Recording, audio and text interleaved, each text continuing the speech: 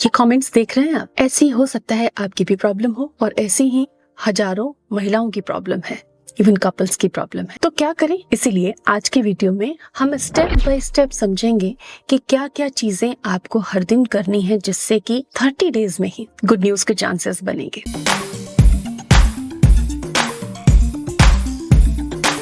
Hello and welcome again. क्या आप भी उन कपल्स में से हैं जिनकी मेडिकल रिपोर्ट्स क्लियर हैं, कोई इशू नहीं है, लेकिन फिर भी वो पेरेंट्स नहीं बन पा रहे? तो ऐसे में मेडिकली क्लियर होने के बाद आपको ज्यादा चिंता करने की जरूरत नहीं है। बस इस वीडियो को आप फॉलो करें, इन स्टेप्स को फॉलो करें जो कि नेचुरली आपको कंसीव करने में बहुत ज्यादा हेल्प करेंगे। तो स्टेप नंबर 1 की हम बात करते हैं। तो ये आप जान लीजिए, आयुर्वेद हो, चाहे मेडिकल साइंस हो, चाहे डाइटेक्स हो, डाइट आपके एग और स्पर्म को बेहतर बनाती है, आपके हार्मोन को बैलेंस करती है, आपके मूड को ठीक रखती है, आपको फिट रखती है। तो डाइट बहुत इंपॉर्टेंट है। तो डाइट कैसे खानी चाहिए ये सीखना आपके लिए बहुत जरूरी है। क्या खाना है, क्या नहीं खाना है, कितना खाना है, किन चीजों से आपको ज्यादा न्यूट्रिएंट मिलेगा, कौन सी चीजें खानी चाहिए जो कि आपके कंसीव करने में आपको हेल्प करेगी, उनको समझते हैं। सबसे पहले ये देख लें कि आप सुबह ब्रेकफास्ट प्रॉपर वे में कर रहे हैं। आपको हर दिन अपने शरीर के वजन के मुताबिक 1 ग्राम प्रोटीन लेना है। तो उस प्रोटीन को 3 पार्ट्स में आप डिवाइड कर लीजिए। जैसे 60 ग्राम प्रोटीन आपको लेना है तो 20-20 ग्राम कर सकते हैं, 15-15 ग्राम कर सकते हैं, मील्स के अकॉर्डिंग। प्रोटीन सही मात्रा में लेना जरूरी है ताकि हार्मोन्स बैलेंस रहे, आपका एनर्जी, आपका स्टेमिना बना रहे, साथ ही आपका वजन नियंत्रित रहे, आपके हार्मोन्स सही तरीके से बन सकें। इसलिए प्रोटीन बहुत इंपॉर्टेंट है। तो मॉर्निंग में जब आप ब्रेकफास्ट लेते हैं तो ब्रेकफास्ट हेल्दी होना चाहिए। उसमें ऐसा नहीं है कि केवल प्रोटीन खा लिया ब्रेकफास्ट में तो आप बहुत हेल्दी हो गए।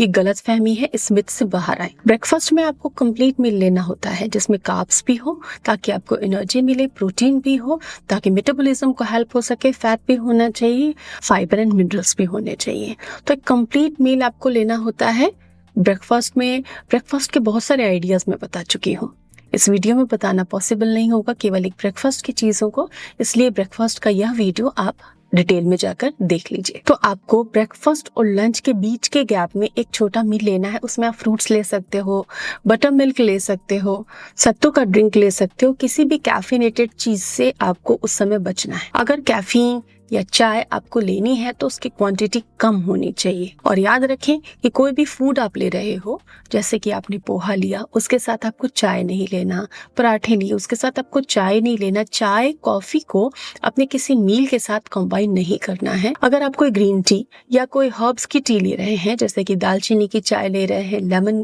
ग्रास टी ले रहे हैं, रास्पबेरी टी ले रहे हैं, तो इनको आप अपने स्नैक्स के साथ भले ही कंबाइन कर सकते हैं, लेकिन कैफिनेटेड ड्रिंक्स को अपने फूड के साथ आपको कंबाइन बिल्कुल नहीं करना है। ये बहुत अनहेल्दी होगा, इसका ध्यान रखें। लंच होलिस्टिक होना चाहिए। दाल, सब्जी, अनाज, होल ग्रेन्स, स्पेशली अनाज में दही, सलाद, इन चीजों को आपको जरूर रखना है। इवनिंग में आपको लाइटर मील लेना है। अगर एंडोमेट्रियोसिस है, वजन ज्यादा है, तो आपको केवल वेजिटेबल और प्रोटीन बेस्ड डाइट लेना है। सूपी होना चाहिए आपका डिनर। और टी टाइम आप कोई भी हेल्दी स्नैक्स ले सकते हैं। कई सारे स्नैक्स के ऑप्शंस हमने ऑलरेडी आपको सजेस्ट किए हुए हैं। ये हो गई डाइट की बात कि खाना कैसे खाना है आपको। इसके अलावा भी बीच में कई बार भूख लगती है तो आप फ्रूट्स खा सकते हो, आप ड्राई फ्रूट्स खा सकते हो, नट्स एंड सीड्स खा सकते हो, बटर मिल्क ले सकते हो, सत्तू का ड्रिंक ले सकते हो, मखाने खा सकते हो, एक मुट्ठी भुने चने खा सकते हो, प्रोटीन बिस्किट्स आप ले सकते हो। तो ये कुछ तरीके हैं खाना खाने के जिनको आपको फॉलो करना चाहिए। इसके अलावा कुछ हर्ब्स हैं जो आपको काफी हेल्प करती हैं कंसीव करने में, जैसे कि दालचीनी है, जायफल है, हल्दी, लौंग, सौंफ, इनके अलग अलग यूजेस हमने बताए हैं। तो इनमें से जो कंडीशन आप पे इम्प्लीमेंट होती है, जैसे कि आपको वजन मेंटेन करना है, फर्टिलिटी बढ़ानी है, तो आपके लिए दालचीनी, आंवला जूस, ये चीजें बहुत काम की है। तो आप इनको इस्तेमाल कीजिए। हर वीडियो, हर टिप हर व्यक्ति के लिए नहीं होता है। सबका शरीर अलग है, प्रकृति अलग है, प्रॉब्लम्स अलग है, सुटेबिलिटी, कंफर्ट अलग अलग होता है। तो आपके अकॉर्डिंग जो आइडिया, जो हर्ब आपको सूट करता है, यूज कर सकते हैं, आप उन्हें यूज कीजिए।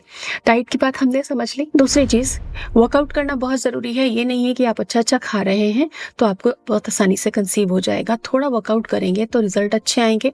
जो आप खाना खा रहे हो वो बढ़िया से मेटाबोलाइज होगा। कहते हैं कि हमारे शरीर को लगता नहीं है।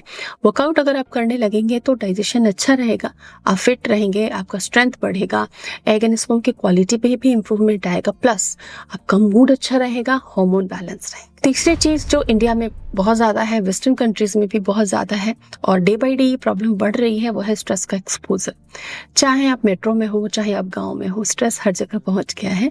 तो स्ट्रेस को कैसे बीट करें? स्ट्रेस को कभी भी आप नकार नहीं सकते, उससे आप भाग के कहीं नहीं जा सकते। आपको पता होना चाहिए कि इसको हैंडल कैसे करना है। थोड़ा सा एटीट्यूड में चेंज, थोड़े से न्यूट्रिशन बढ़ाकर, थोड़ा वर्कआउट करके अपने हार्मोन्स को आप बूस्ट दे सकते हैं। इसके अलावा मेडिटेशन आप कर सकते हैं। स्ट्रेसफुल कंडीशंस को जबरदस्ती क्रिएट ना करें। बहुत ज्यादा ओवर थिंकिंग करने से भी लोगों को स्ट्रेस होता है, बहुत ज्यादा काम करने से भी स्ट्रेस होता है, नींद कम लेने से भी स्ट्रेस होता है और बहुत ज्यादा एक्सपेक्ट करने से भी स्ट्रेस होता है। तो इन सब चीजों को समझें। इसके साथ आप एक मल्टीविटामिन का सेवन जरूर करें अगर आपका न्यूट्रिशन प्रोफाइल पुअर है, क्योंकि कई बार ऐसा होता है टेस्ट बहुत अच्छे होते हैं लेकिन न्यूट्रिशन प्रोफाइल थोड़ी सी डाउन होती है।